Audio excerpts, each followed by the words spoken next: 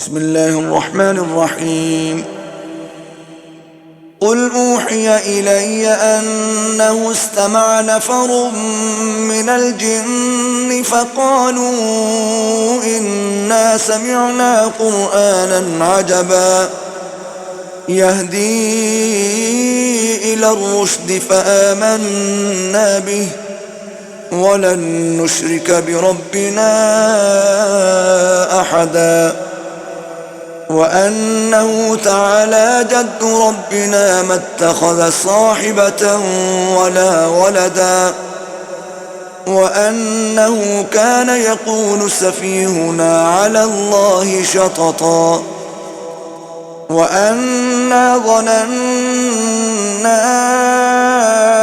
أن لن تقول الإنس والجن على الله كذبا وأنه كان رجال من الإنس يعوذون برجال من الجن فزادوهم رهقا وأنهم ظنوا كما ظننتم أن لن يبعث الله أحدا وأنا لمسنا السماء فوجدناها ملئت حرسا شديدا وشهبا وأنا كنا نقعد منها مقاعد للسمع فمن يستمع الآن يجد له شهابا رصدا وأنا لا ندري أشر أريد بمن في الأرض أم أراد بهم ربهم رشدا وأنا منا الصالحون ومنا دون ذلك كنا طرائق قددا وأنا ظننا أن لن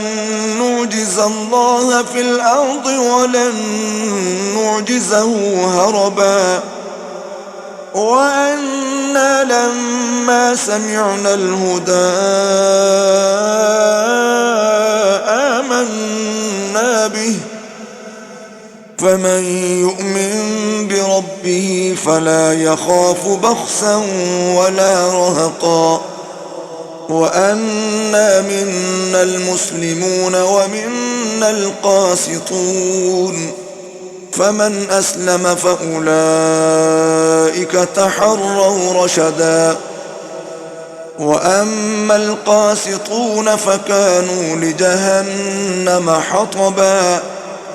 وأن لو استقاموا على الطريقة لأسقيناهم ماء غدقا لنفتنهم فيه ومن يعرض عن ذكر ربه يسلكه عذابا صعدا وأن المساجد لله فلا تدعوا مع الله أحدا وأنه لما قام عبد الله يدعوه كادوا يكونون عليه لبدا قل إنما أدعو ربي ولا أشرك به أحدا قل إني لا أملك لكم ضرا ولا رشدا قل إني لن يجيرني من الله أحد ولن أجد من دونه ملتحدا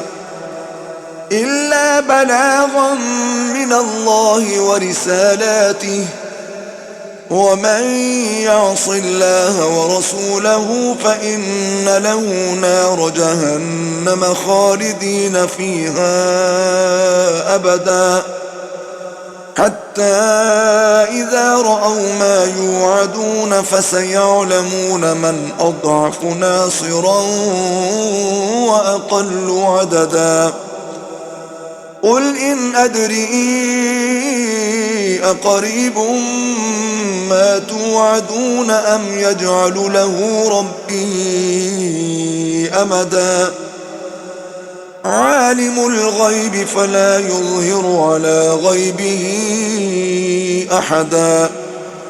إلا من ارتضى من رسول فإنه يسلك من بين يديه ومن خلفه رصدا ليعلم أن قد أبلغوا رسالات ربهم وأحاط بما لديهم وأحصى كل شيء عددا صدق الله العظيم.